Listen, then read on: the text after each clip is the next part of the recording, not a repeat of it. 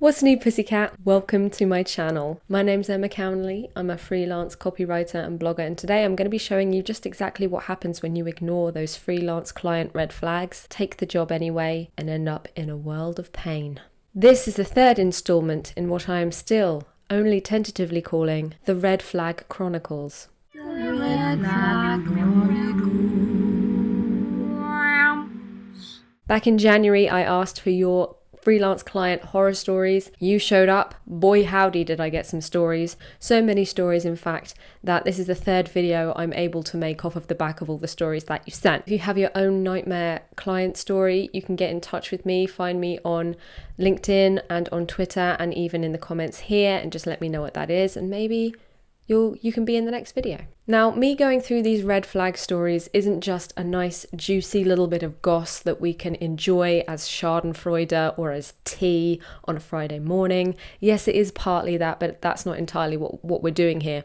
I find it's really interesting to take these nightmare freelance client stories and really learn from them and try and see kind of what can happen when you do ignore those red flags, the kinds of red flags that you're likely to see in the process, and some of the ways that you can try and get around those, work through them, notice them, and just kind of troubleshoot, if you will. It's really helpful so that in the future, if you see this pop up, you know what you're looking at and you can start to kind of prevent that shit before it gets really bad. So this is educational for the most part, but we can't ignore the fact that it's quite nice, isn't it, to look at other people's trauma, because it makes us feel better about our own trauma. Let's start with a nice light piece from Twitter, shall we?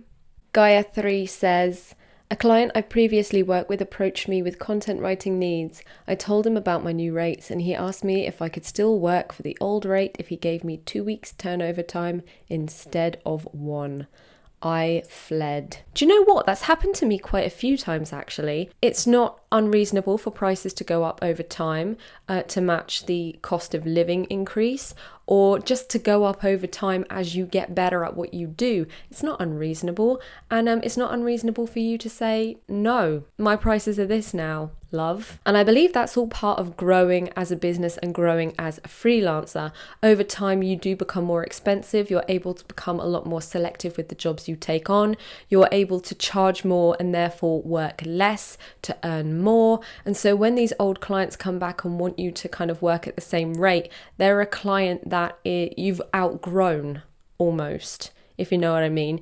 Your needs as a freelancer in terms of what you look for in a client have become more sophisticated, more discerning, and you're able... Do you know what? This sun going in and out is going to make this video an absolute bitch to edit. I'm going to have to be adjusting the levels fucking constantly.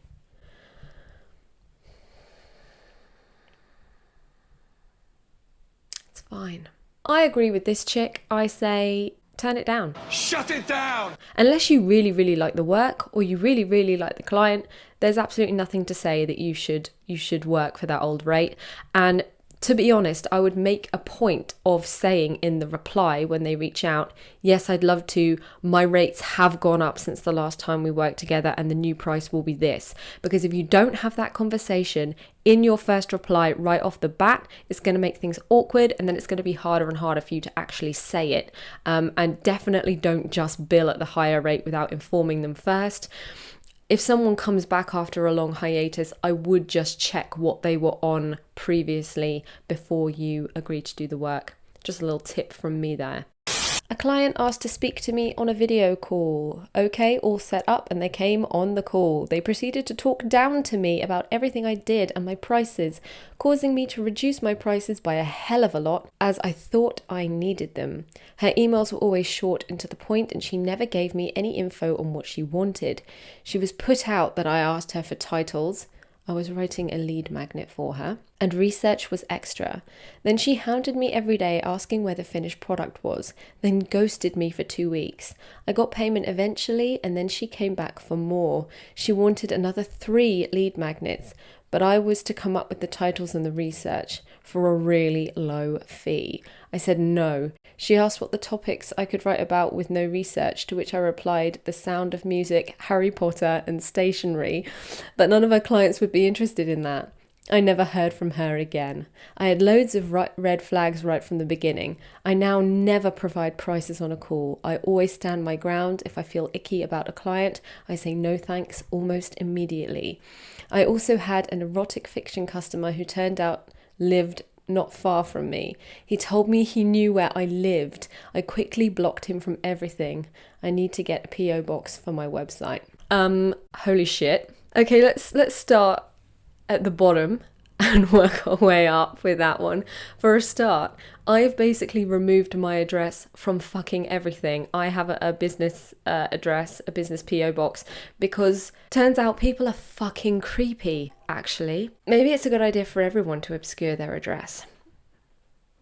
I don't know. Okay, so first up, with regard to the first client, them asking for prices on a call, I don't think that's ever going to work. What I usually like to do is I have a little sheet of questions that I've worked up, and as we chat in the call, I'm kind of noting down all of the information. Hopefully they have a brief, but if they don't, I'll be filling my own brief sheet out as we go through the call so that I can gauge the scope of the job. And then at the end of the call, I will say, all right, next steps. I'll go away, review everything that we've said here, and then I'll send you over a proposal and a quote document for you to review. Now, in that document, I will be itemizing all of the deliverables that we discussed as specifically as I can, and also kind of giving an overview of the goals and aims of the piece and what we're trying to achieve, what they said they wanted, why they said they wanted the project, what they want from me, outline all of that good shit, and then at the end kind of give a price. These are the set fees for it. Here's everything that's included with that price,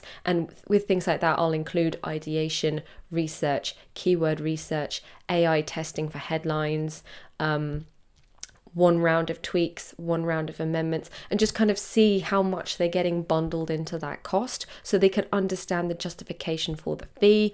And then also I'm not having to charge by time so people can haggle. I'm not in the mood for anybody haggling for anything, to be honest. So I'll hand over that itemized quote and get them to give a little signature on that so that we can get started, make sure they understand my terms and whatnot. Never on a call is it ever a good idea to give them a price. Maybe give a ballpark figure and say, you know, based on what we're talking about here, I think it will be in the region of this, but I will need to go away and mock up a quote for you, a more detailed quote, but just to give you an idea, something around this. Now, as I always say, it's a good idea to talk about money up front just because it helps cut to the chase. If they can't afford you, you're able to have that conversation now, end that conversation and move on without having days and days of back and forth eventually to find out that they can't afford you or you're too expensive. And I mean, this might be a controversial thing to say for new freelancers because you're probably going to want to take what you can get. But further down the line, if you can help it, I would discourage you from lowering your prices or agreeing to work with clients that want those lower prices because A, that's not your price. You've given them your price. That's the price. That's the fucking price. Unless you really like the client or you really love the work and can afford to take that hit, you shouldn't be lowering your prices. And for a second, any client that is after a haggle or will haggle you like that on the phone, that is a huge red flag right off the mark. Next up, micromanaging. No. I give a timeline. I'll say, oh, you can expect a first draft by this date. So that's how I usually mitigate that. But I don't like to be hassled or pecked at. Who does? Also, if someone doesn't want to pay for research, but also doesn't want to give you the resources, no. I think that us as freelancers, we need to get a lot better at saying no. A tiny client called on a Friday afternoon, asked if I could write some last minute copy by Monday. I said sure, but I charge double for weekends. They started ranting about how much future work I'm giving up by taking advantage. I told them to fuck off. We parted ways. Another huge red flag. There's loads of potential work in the pipeline. If you just do this for this price or for this turnaround, you're going to get a lot more work from me in the future. No. In my experience, never. Doesn't happen. It's false. No way. Not this time. And for a second, so fucking what? Oh great, so I'm gonna work more for less money. Yeah, that makes sense. Yeah. Where's the logic? Where's the logic? Show me the logic. All right, we've got a long one. Buckle up, love. Emma. I may currently be in the midst of a client horror story. I love it. We're here as the action unfolds. Let me know your thoughts. I'm working with a Silicon Valley-based digital tech brand that really likes to brag about how they are revolutionizing the industry. Mate, don't they all? How awesome they are. They're investors, blah, blah, blah. You initially get the impression that you should be lucky to be working with them. In short, they spent 2+ months conducting interviews, negotiating rates and availability with me, and, eventually, giving me the impression they wanted me on board for consistent long-term work week in, work out. I got started working on their landing page and my first impression was, shit, these guys are really disorganized. Took them 2 weeks just to provide me with some info on their target audience. When I actually began writing, the landing page took me a week to finish. Then I wrote some UX copy for them, which took about a couple of days. For the remainder of the month, there was no other work other than just waiting for their feedback, because companies like these need months just to toss documents back and forth, right? Long story short, they did not like some parts of my well-researched and highly user-centric copy, which I removed to include their own suggested self-praise. I'm not even calling it copy. Then they ignored me for a whole month. Then, during month 3, they just emailed me for some feedback edits on their own copy. And today they emailed me saying we're excited to share the new website with you, which is nothing like the original wireframe, and naturally none of my copy is on it. The current copy is horrible, obviously written by them. Do I start asking questions or just ignore them and only give a shit whenever they have a project for me? I have other clients who provide consistent work, so really couldn't care less. I'm just quite bummed that the copy I worked on is not published. I prefer to use published snapshots for my portfolio. And I also don't want to end up sounding rude, unprofessional, as the main person I communicate with has been really nice to me since day one. Go fucking figure. I can't remember what I said to this person or who they are, because I chop everybody's names out of these stories. I chopped them out like 6 months ago, so I can't remember what I said. But in the moment right now, I'm allowing a solution to come to me.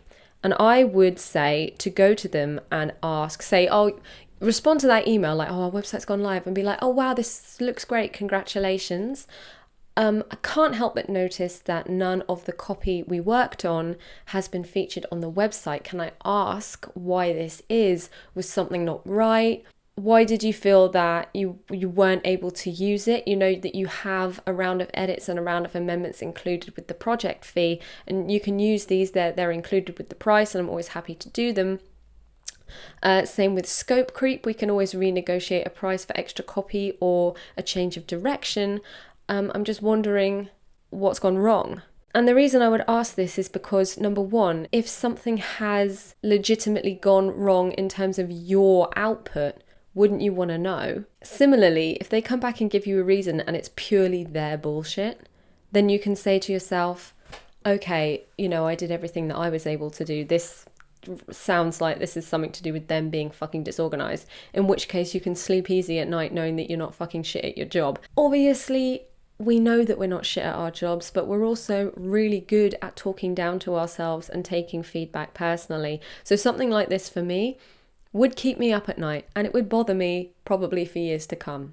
Just wondering, why didn't they use it? What was wrong with my copy? Get the answers, find out. If that was me and I was in that situation, I'd ask for answers and then I probably wouldn't ever work with them again. Or if I was feeling really petty, I'd probably send over a list of proofreading notes on the site for all of the grammatical and punctuation errors that they've made on the site, because I know they probably have, and let them know that they've messed up the job. But that's only if I have time on my hands and I'm feeling super petty. Can you actually see the glee on my face as I think about doing something so low as that? I shouldn't be enjoying it this much, but I really am. Okay, I'm going to give a trigger warning for the phrase Brexit. Get ready. My first gig as a freelance/contractor was writing the new export system for after Brexit. Yes, that exciting. I was there to put in plain English. Policymakers didn't like that. Brexit hadn't even gone through yet for us to have a final policy to work with.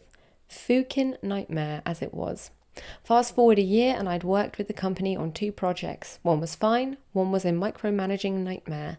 They approached me about a new project. I figured it was going to be 50-50 chance of how it would go. How wrong was I? Turns out the new project was to write the e-learning for the system I had attempted to build a year earlier. What are the fucking chances? I'm like one of 3 people that had ever been a writer on that project. The system was no further on than when I left HMRC the year before. The end client didn't have a clue what they were doing, endless delays, no delivery of materials, my client getting ill and disappearing, and add to that the company's processes were so bizarre and drained every ounce of creativity out of me. In the end, I fired the client. I just couldn't do it. This was all going on at the same time my dad died, so I gave my apologies and walked. Mate, I'm so sorry. That's a horrible thing. I'm sorry to hear it. They asked me to do a new project 2 weeks ago. I think you know what my answer was. And then I asked what were the red flags that they noticed before they took the project on. And they said the word Brexit being uttered was more than enough of a red flag. I already knew I hated that bastard. I took on way too many projects that I shouldn't last year. To avoid it in future, I'm asking much more thorough questions up front about company processes as well as topic, and I'm niching much more. No more fucking GDPR or Brexit for me. I'm done with you. So yeah, I think what this person has said about their red flags is absolutely true. You do need your own list of questions that you're going in with based on problems that you've had in the past, so that you can really assess a client based on stumbling blocks you know you've already come up against and that you know exist. And this is something that I like to do as well. Much like this person here, I have questions about processes. Topping that off, this person is dealing with a completely shambolic process, which is even more stressful, and personal difficulties at the same time. I mean, usually I'd advise to push on through, and that's what I did in the video that I made on dropping out of a project halfway through. But in this case, it sounds like the project is never going to end. It goes on forever. It's the never-ending story, but without the cool luck dragon. Yeah, I'm going to say definitely dip out. Final one. The final red flag story in the entire Red Flag Chronicles series. A moment of silence. Okay, let's go. Hey Emma, I wanted to respond to your last tweet about ignoring red flags because I've done it way too much.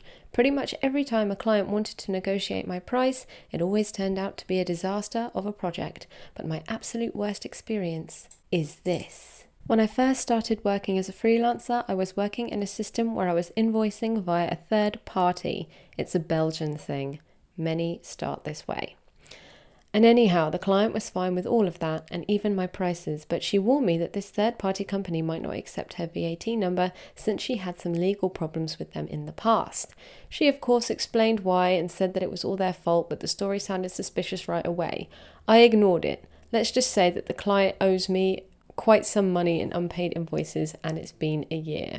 That's not great. Sorry about that, babe. This is another situation where asking for a 50% deposit up front will really save your fucking ass. Because if the client cannot pay that fee, you're immediately alerted to the fact. I usually stipulate, well, in fact, I always stipulate that work will not start until I have that 50% deposit in my business account and the amount has cleared, and then I will start work. So it's in the client's best interest to pay me quickly if they want to get this show on the road now. And if they can't, well, then I don't start work on anything. And that protects me from working and realizing that the client isn't going to pay me, and also weeds out those clients who aren't happy to pay up front or who aren't able to pay up front. And that way you've saved yourself a world of hurt. Now, obviously, it's going to take some serious cojones to actually fight these people and push back and stand your ground, but you absolutely must if you don't want to waste days and weeks of your life on a project that you will never get paid for, will never get signed off. You can't even use it in your portfolio because it's probably never going to get used. So something to bear in mind. On an unrelated note, I do have my own client horror story about a time that I had to get debt collectors on one of my clients because they had not paid me for 6 months and it had been a year, and I wasn't going to walk away without that fucking money, because none of us should walk away without the money because we've done the job and we need to get the fucking money. So if you're interested in that, I'll link it for you below. And that brings me to the end of this Red Flag Chronicles saga, or it brings me to the end of the Chronicles. This was the final Chronicle. As I said, if you'd like to see this series continue, please leave a comment in the box below or hit me up on Twitter or LinkedIn and say, hey bitch, I'd like to see more Red Flag Chronicles. Can you make some more, please? Hit me up and let me know if you want to see more. And yeah, until then, I'll see you back here, same time, same place in 2 weeks for more Kiss My A's. Take care and peace out.